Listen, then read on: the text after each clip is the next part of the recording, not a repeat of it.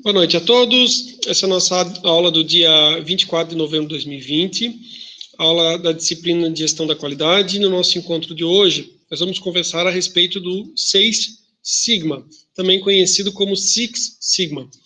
Esse material ele é bem interessante. A gente vai trabalhar, vai ter uma apresentação, né, em PowerPoint. Eu também vou disponibilizar um outro material que eu tenho. Tanto é que eu fiz agora a consulta, mas eu ainda não postei ele no sala de aula, mas vou postar no sala de aula. Então, é um material ali com vários volumes ali a respeito do 6 Sigma.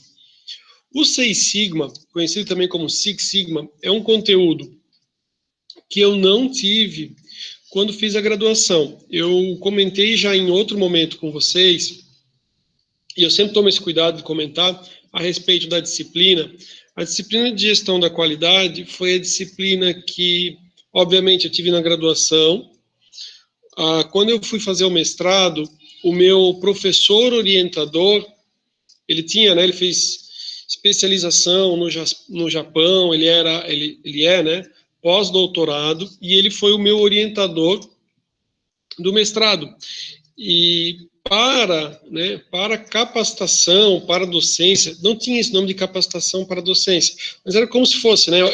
Eu acompanhava o meu orientador, eu precisei acompanhar ele durante um tempo, né? Algumas aulas dele, algumas aulas eu lecionei no lugar do professor, e a disciplina era justamente gestão da qualidade. Quando eu vim para lecionar, né, aqui na Uniavan, e até antes também, lecionando em Blumenau, né, às vezes você não tem a oportunidade de lecionar a mesma disciplina. Então, eu só vim lecionar alguns anos depois a disciplina de gestão da qualidade. Mas eu não tive Six Sigma nem na graduação, e não tive também ela no mestrado também não. Então, assim, ó, o material, hoje é nosso último encontro de conteúdo novo. Semana que vem a gente vai fazer uma revisão e depois na outra é a prova. O material que eu trabalhei com vocês ao longo das nossas aulas foi o seguinte: eu trabalhei todo o material que eu tive na graduação, todo o material que eu tive no mestrado e obviamente, né, atualizando. Por quê? Porque na graduação nós já tivemos a respeito da ISO 9001, né? Só que a norma era outra, de outro momento, né? A norma sofreu atualizações e assim também em relação ao material. Do material, alguns pontos, né? Eu cheguei a trabalhar, obviamente, cheguei a trabalhar, que eu digo assim, cheguei até a utilizar alguns arquivos que eu tinha do Word, só que, né, de apresentação não, acabei desenvolvendo tudo novo, e do mestrado até deu para pegar alguns pontos ali interessantes, alguns gráficos, aquelas apresentações, por exemplo, o que eu trabalhei com vocês do mestrado, né? Modelo Kano, Quality Function Deployment, né? São assuntos que daí eu tive no mestrado e eu já quis trazer também para vocês.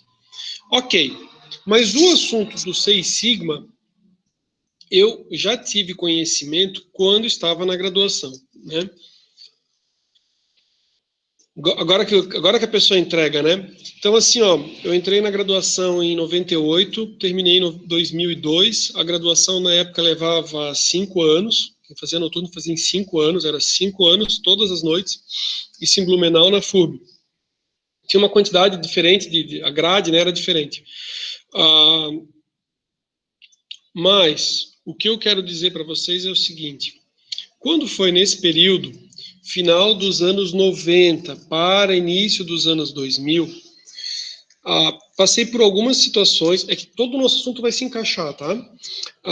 Passei por algumas situações, a gente, dentro da faculdade, né, se falava a respeito de um processo de globalização, como é que seria com a globalização. Eu cheguei dentro da faculdade, algumas pessoas do movimento estudantil, assim, né, falam assim, olha, vamos ser contrários a um processo de globalização, vamos ser contrário à área de livre comércio das Américas, isso aí não serve para nada, né, enfim, contando hoje em dia para vocês em 2020, vocês vão dizer assim, cara, né, a gente teve aula, Rafael, com economia e tudo mais, e a gente não consegue imaginar um país que não seja globalizado, né, isso era, assim, um grande debate, não, né, mas chegaram a trazer abaixo-assinado lá, enfim, né, não participei, mas tinha uma preocupação em relação às indústrias. Nesse período, tinha um nome que era muito forte. Assim como vocês estudaram, lá em Introdução à Administração, alguns nomes, no final dos anos 90, nos anos 90, anos 2000, tem um nome que é muito conhecido chamado Jack Welch. Jack Welch. Ele é o CEO, né, ou CEO, né, o CEO, o presidente da General Electric, né? A General Electric é a GE. A GE, já comentei num outro momento para vocês também, é aquela empresa, né, que o Thomas Edison junto com o JP Morgan, né, ele até queria chamar de Thomas Edison Company ou Thomas Edison alguma coisa, mas o JP Morgan, que era, né, o financista investidor, disse não, vai chamar General Electric. A GE é uma empresa gigantesca, uma das maiores, né, muito forte, muito forte. E Jack Welch era, assim, uma sumidade em termos, né, de estratégia, de desenvolvimento e tudo mais. Nessa época da minha graduação, a minha mãe, naquele momento, ela estava fazendo duas pós-graduações. Não. A minha mãe, ela trabalhou sempre na área de gestão, administração. A formação dela, na verdade, é engenharia civil. E ao longo da minha graduação, ela fez duas pós-graduações. Daí eu fui acompanhando o material, e daí ela falou assim, Rafael, né, na época eu escutava bastante. Aliás, deixa eu perguntar para vocês, vocês já escutaram a respeito de Jack Welch? Vou escrever no chat como é que escreve o nome dele. Cai em questão, às vezes, de concurso, você tem... Ó, é assim, ó. É assim, eu acho que é assim. Cai em questões de concurso, que eles vão falar a respeito dos gurus, né? Junto com os gurus da qualidade, ou junto com, né, as comunidades relacionadas à administração, aí você escuta o nome dele também, como questão ali, para ver se você sabe identificar. Estou comentando tudo isso com vocês porque foi a partir do livro dele, a partir do livro do Jack Welch, ele teve vários livros publicados como presidente da General Electric, então, a partir do livro dele, que ele tratava a respeito do Six Sigma, dentro da General Electric. Então, ele conta, né, toda a estratégia dele, né, para remodelar, para fazer a General Electric crescer e se desenvolver cada vez mais, e lá ele fala também a respeito do Six Sigma. Isso nos anos, então, 2000. Estou comentando isso porque, para lecionar para vocês, né, em pesquisa e tudo mais, o que eu observei? Fui atrás de informações, né, para trazer, tipo assim, além do conteúdo teórico, o que a gente tem, o que tem mais de informação, né, casos, cases, que nem a gente foi trabalhando com os outros conteúdos. Então, para que vocês tenham uma ideia, eu comentei para vocês que tive acesso, né, ao livro dele, né, nos anos 2000, comecinho dos anos 2000, aí terminei a graduação, fui para o mestrado, e o livro que fala a respeito, o primeiro livro que falou a respeito de Six Sigma no Brasil, segundo uma palestra de um profissional da Unicamp, ocorreu em 2008, né? Então, por que é interessante, né? Nisso já tinha feito mestrado, já tinha feito tudo. Então, assim, ó, o que é interessante, né? Hoje em dia, com o YouTube, com a possibilidade de você pegar os artigos, visualizar, com a possibilidade de você pegar o material de fora, né, e usar o tradutor, o próprio Google Tradutor, antigamente tinha programas para isso, né, você consegue estar sempre atualizado. E é importante você verificar o que está acontecendo lá fora, né, o que está sendo produzido em termos de conteúdo, de pesquisa, de ferramentas lá fora, para, né, trazer para o Brasil. A respeito do Six Sigma, tem uma palestra interessante, que o professor da Unicamp, ele conta, né, que eles foram trazer o desenvolvimento do Six Sigma para o Brasil. E ele conta, assim, que era para fazer a implantação, né, junto à Compaq do Brasil, Compaq Computadores, né, Compaq, e então eles foram verificar, o cara é professor de estatística, e ele foi verificar a respeito do Six Sigma lá fora, como é que funcionava, se tinham, quem é que ofertava treinamento, quem que era, e ele conta o seguinte, que a respeito do Six Sigma, existia nos Estados Unidos uma empresa que ela fazia todo o treinamento, né? E essa empresa era justamente a empresa que tinha, né, feito todo o treinamento e todo o desenvolvimento para a implantação da Compaq lá fora. Então ele falou assim, cara, né, a gente vai fazer a implantação na Compaq do Brasil e a empresa que vai fazer essa capacitação é a mesma que capacitou e que deu certo um caso de sucesso da Compaq nos Estados Unidos. Beleza. Então, para vocês terem uma ideia, ele disse assim, achei interessante em alguns pontos da fala dele, né, que ele faz menção assim, né, qual que era a expectativa dele, se a expectativa dele foi atendida ou não. Por quê? Porque com o passar do tempo, né, que se a gente for observar já, estou há 18 anos já formado, né, e sempre se atualizando, sempre se atualizando. E você vai vendo, às vezes, que algumas coisas são nos apresentadas como se fosse algo totalmente diferente, mas em alguns casos nada mais é, né, do que, digamos, aquele mesmo produto numa nova roupagem, numa nova embalagem, ou às vezes é trazido de uma forma um pouco diferente, ou para vender um treinamento, alguma coisa nesse sentido. E daí ele começou a comentar, ele falou, olha, eu sou professor, né, e eu sou professor, gosto muito de cálculo, né, minha área de estatística do PCBA, eu também gosto de cálculo, acho que vamos ver o que ele vai dizer, parece ser interessante. Aí ele falou assim que, chegando lá, eles identificaram assim, ó, que o Seis Sigma, né, é uma ferramenta que vai, chegando não, já tinha estudado antes, né, mas que é uma ferramenta que utiliza muito, né, da estatística, né, diversos cálculos e tudo mais, e acompanhamento e monitoramento. Então, quando a gente for fazer a apresentação a respeito do Seis Sigma, vocês vão verificar o seguinte, que, inclusive, eu vou trazer tipo perguntas e respostas, até para dar uma mudada um pouco. Deixa eu ver se eu consigo aqui, Fábio, vamos resolver aqui já.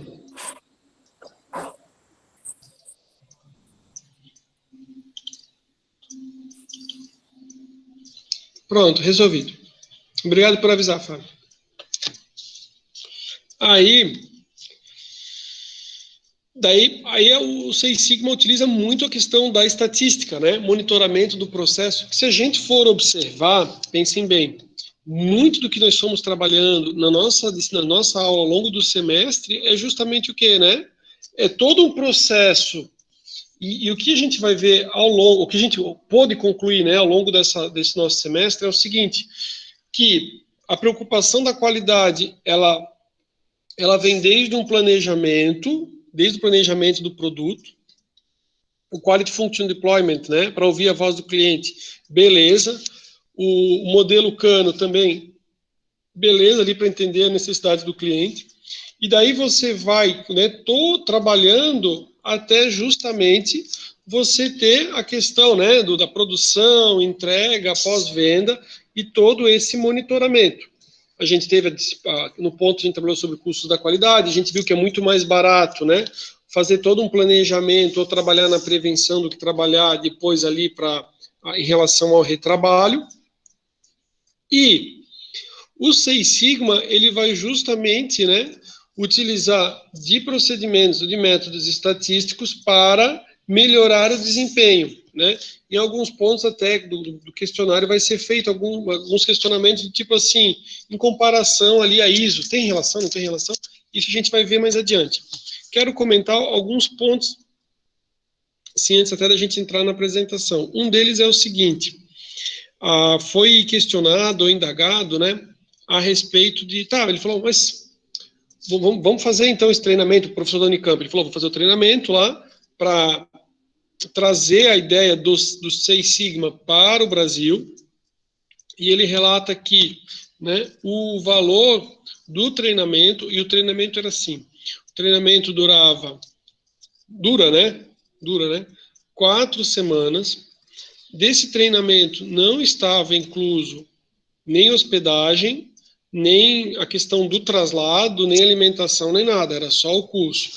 E Aí, na verdade, né, foi ele como professor, mais a pesquisa e tudo mais, aí foi pago pela instituição. O valor do treinamento foi na época, né, $40.000. $40.000 o treinamento por pessoa.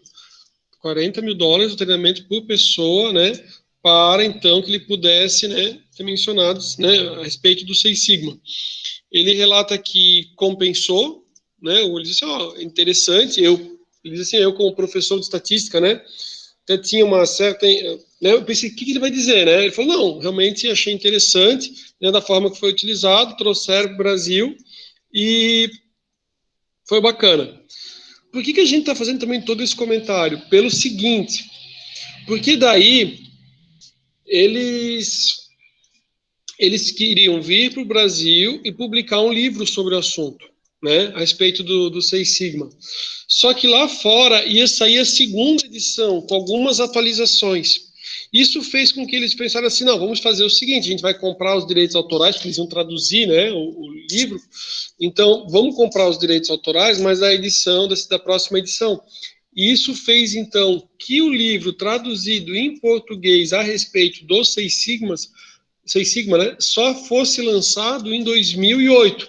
Então, assim, hoje em dia, né, que a gente vive um mundo, tudo é digital, tudo é internet, com acesso, né, sim, sugestão, né, óbvio, né, que com certeza vai acontecer, é tipo, nunca parar de estudar, tá sempre acompanhando, o que você vai trazendo sempre de novidade, né, as pessoas têm interesse de saber, então, o Seis Sigma, ele é interessante, ele é legal, a gente vai ver os resultados, o material vai mostrar muito a respeito de resultados. Eu fiz a contextualização a respeito do Jack Welch pelo seguinte, o material vai falar muito bem a respeito do Six Sigma, que eu acho que realmente ele é fantástico. Só que, né, a gente está aqui com amigos, né, colegas, né, administradores, e não tem como você dissociar, né, esse grande desenvolvimento com todas as mudanças que foram acontecendo nesse período também. Como, por exemplo, por isso que eu falei do livro do Jack Welch. Então, do Jack Welch tive acesso ao Seis Sigma, e o que ele disse? O Jack Welch, ele chegou e ele falou assim, olha, né, assim, ele não falou, né, eu li o livro e, né, na minha mente ele estava eu e ele lá conversando, batendo um papo, mas, né, na leitura, ok? Ele conta o seguinte, na época que ele assumiu a General Electric, e lembra quando a gente falou sobre o sistema de gestão da qualidade, uma visão estratégica, toda, né, a preocupação ali de mudanças radicais, ou a mudança da rotina do dia a dia, que a gente falou sobre a Casa da Qualidade, vocês lembram disso, ok? Então pense nisso, que a gente estudou lá, né, para a gente entender aqui a linha de raciocínio. O Jack Welch, ele contou o seguinte, ele contou na época, a General Electric, ela trabalhava com uma quantidade muito grande, uma variedade muito grande de produtos. Então, assim, eu acredito que na casa de vocês não tenha, né? Mas se alguém tiver, até já peço auxílio para, né, comentar, levanta a mão ali no sistema, agora dá para levantar a mão e comentem comigo. Mas antigamente, né, quem vai na casa assim de um tio mais velho, né, do vô, da avó, né, às vezes você acha alguns eletrodomésticos mais antigos e daí você vai ver, né, que a marca dele é GE, né, letra G e a letra E, né, de General Electric.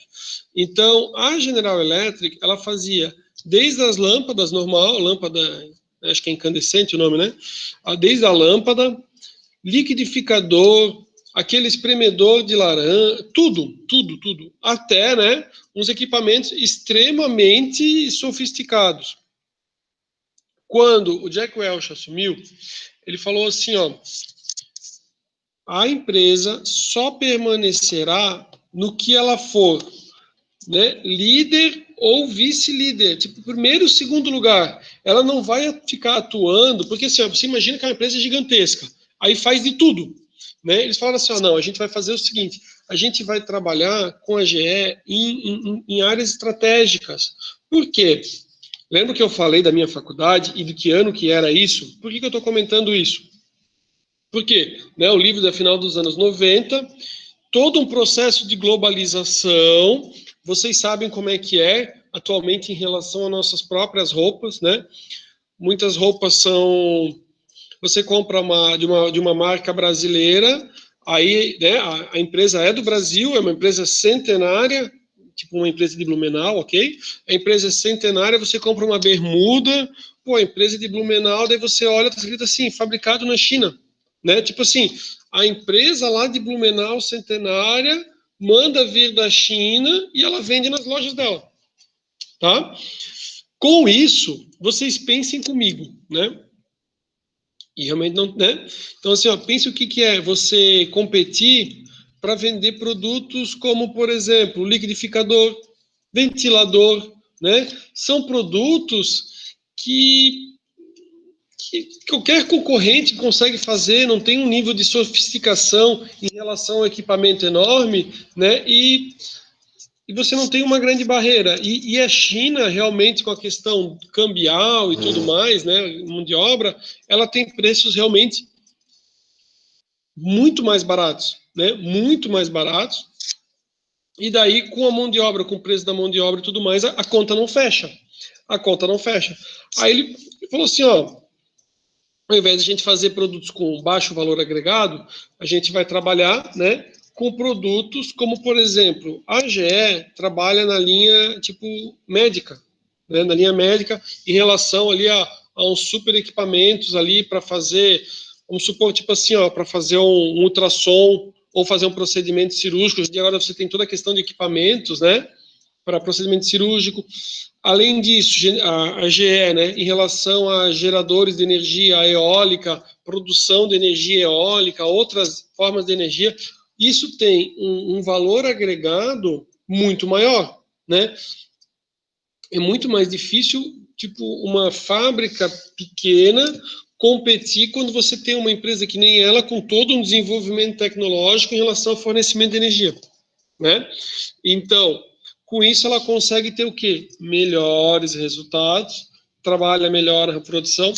Então, quando você lê o livro dele, você vai verificar, né, que, aliás, qualquer negócio, né, não é uma única coisa, é uma série de fatores. Além disso, nós tivemos também nesse momento, todo um processo de digitalização, né? Ou, eu digo digitalização, mas é tipo assim, as coisas deixaram de ser realizadas no mundo físico e passaram a ser realizadas em meio digital. Então, por exemplo, pensem o seguinte,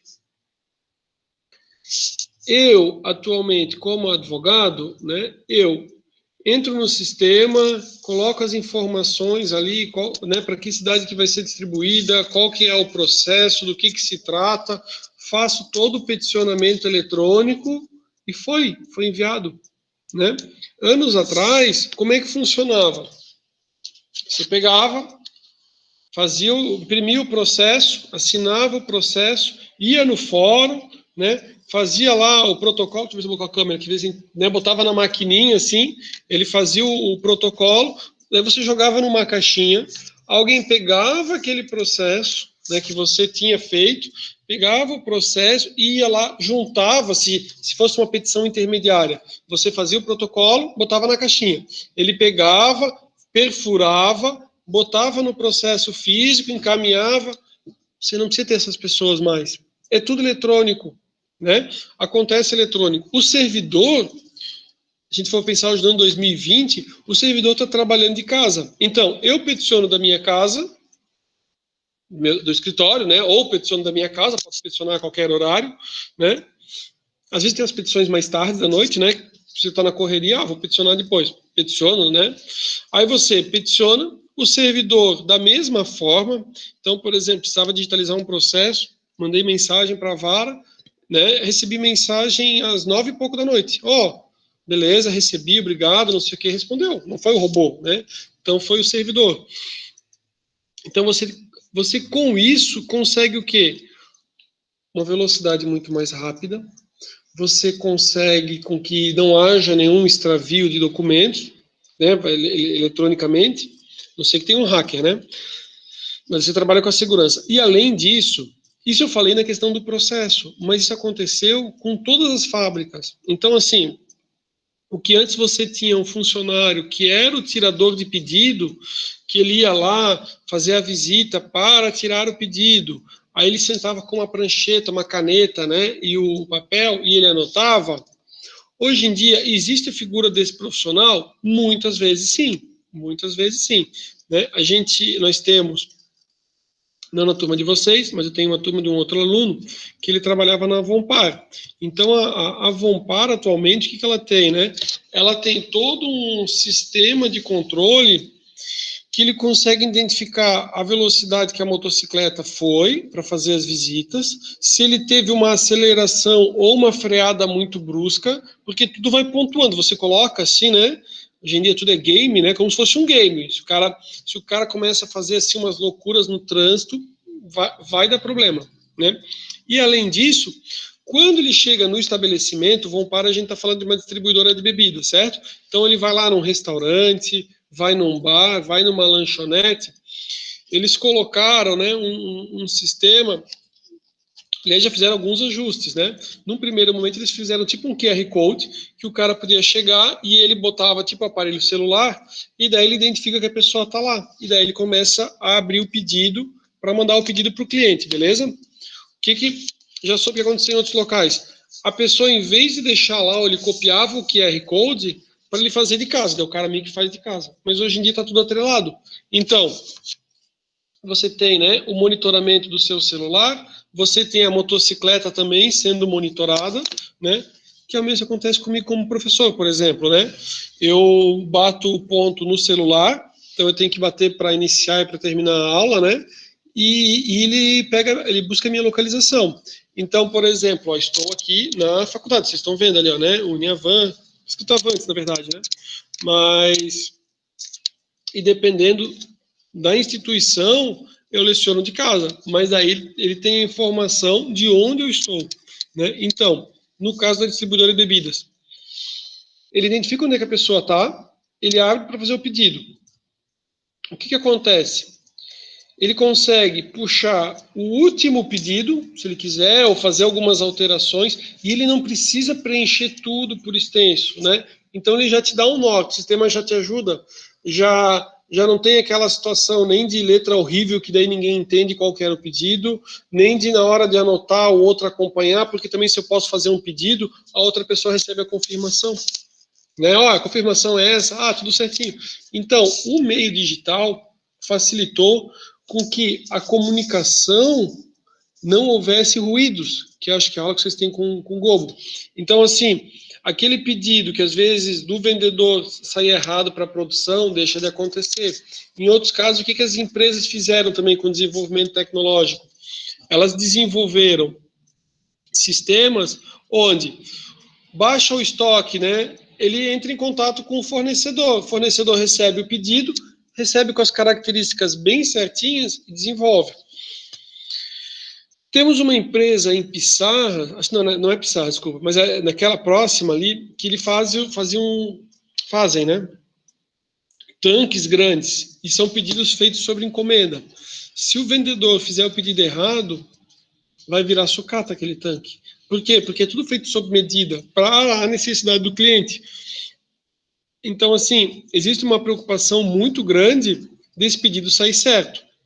Aí pensem comigo, não seria muito melhor se ao invés do funcionário fazer o pedido, né, o seu funcionário, se o cliente preenchesse um formulário e ele colocasse as especificações no seu site?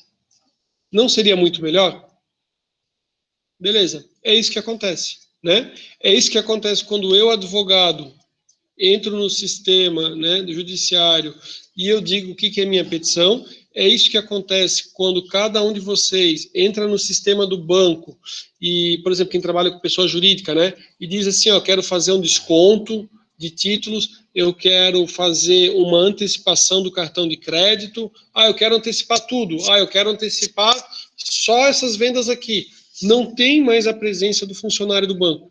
Então, assim, não tem aquela situação de dizer assim, O funcionário do banco, eu queria fazer só parte da antecipação dos meus recebíveis lá do cartão de crédito, ele puxou tudo, até aquelas vendas parceladas, eu não queria, não vai acontecer. Por quê? Porque o cara apertou errado, digamos que ele fez errado, o cara fala assim, putz, fiz errado. Dá para estornar? Não, não dá. Putz, da próxima vez eu faço certo.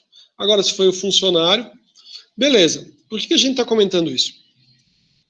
Porque quando a gente for ver agora o nosso material, que a gente já vai partir agora para o nosso material, ou a gente vai fazer logo depois do nosso intervalo, quando a gente for falar a respeito do Seis Sigma, vocês vão ver que eles vão trazer resultados muito bons, e vão realmente trazer resultados muito bons. Só que está atrelado ao quê? Está atrelado a um treinamento que eles tiveram e mais todo o desenvolvimento tecnológico. Por quê? Muitos dos que estão aqui comigo não fizeram a disciplina de organização, sistemas e métodos. O André já fez. O que acontece?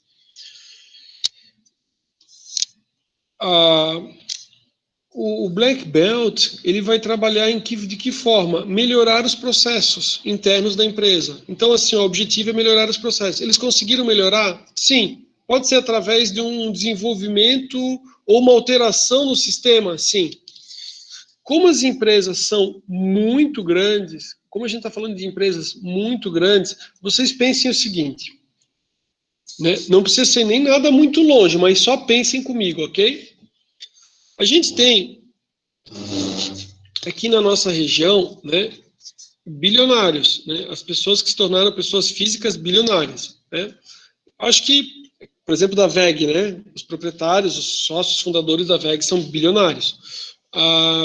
Mas se a gente for pensar assim, uma empresa que está muito em destaque por causa do seu sócio fundador, né, do presidente, ele é a Lojas Avan. A Lojas Avan, ela tem um faturamento, não vou saber tão exato, não consultei o dado, mas eu ouvi dizer que ela tem um faturamento de torno de 6 bilhões. É isso? Eu só não sei. Aliás, eu estou entrando aqui com vocês aqui, deixa eu ver um negócio. Vou pegar o dado exato já, né? Vamos ver se diz alguma coisa. Beleza. Então, assim, ó, para eu não falar uma informação desatualizada, né? A Avan, você acha, né? NSC Notícias, de 21 de janeiro de 2020, dizendo assim, ó, que a previsão de faturamento 2020 para a Avan era de 14 bilhões para o ano de 2020. Então, as lojas Avan teriam, né, um faturamento de 14 bilhões. E que no ano 2019 o faturamento foi de 10,7 bilhões, ok?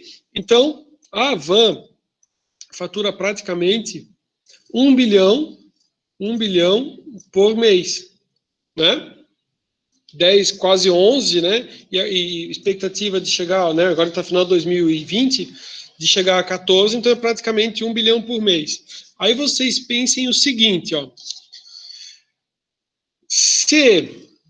Vamos considerar assim, ó, que se uma boa parte, né, você tem o faturamento e uma parte desse faturamento é custos, beleza? Vamos botar quantos por cento de custo? Só para a gente ter um cálculo bem simples. Quantos por cento de custo em relação ali ao faturamento? Só me diga assim um percentual. Vou guardar um retorno de alguém ali pelo chat. Ou pelo áudio. Uns 20%. 20% é o custo. Então, assim, ó, 20% de 1 bilhão são 200 milhões, é isso? Isso mesmo. Se 200 milhões ao mês, tá? Se, por um acaso, você melhorar algo lá, né, em relação ali, às vezes alguma entrega que depois dá problema, ou melhorar em relação, porque ele é comércio, né, mas mesma ideia, tipo, se fosse uma indústria, então, você trabalhar com retrabalho, né, você diminuir o retrabalho, né, buscar outras formas que você reduza, né, que você não tenha algumas perdas, pode ser desde melhorar a questão, digamos assim, ó, né, só chocolate, na verdade, que a Avan tem, que é perecível, né? Mas alguma situação ali que melhore a logística dela e diminua os custos, ok? Se ela conseguir, os custos dela são de 200 milhões ao mês. Se ela conseguir reduzir, fazer um negócio bem legal, ou se ela fizer um negócio bem simples. Se ela fizer um negócio bem simples e der uma melhora de 1%, 1% são 2 milhões ao mês. Se ela conseguir 10% ali de redução dos custos, ela tem 20 milhões ao mês com aquela melhoria. Então, quando você tem um faturamento alto, né, essa é que nem aquelas... É que nem o McDonald's às vezes faz aquelas mensagens, né? Ele fala assim, olha, o McDonald's tem uma preocupação ecológica, então a partir de agora ele está mexendo aqui em relação aos guardanapos. E essa alteração em relação aos guardanapos deu uma economia para o planeta, né? Ele vai dizer economia, né? Ele assim, deu uma melhora para o planeta de não sei quantos milhões, por causa que os números são grandes, tá? Fiz esse comentário porque a apresentação vai trazer a respeito dos resultados, e esses resultados realmente são bem bacanas, é uma ferramenta bem bacana, mas eu queria dar essa visão do todo para que não ficasse uma situação onde, né, não sei, eu acredito assim, ó, vocês como administradores, o que faz de vocês serem, né, excelentes profissionais não é um único conhecimento, mas um conjunto de conhecimentos. Pode ser que o cara vai aplicar uma ferramenta, mas toda aquele background que ele tem de conhecimento vai ajudar ele a aplicar melhor aquela ferramenta.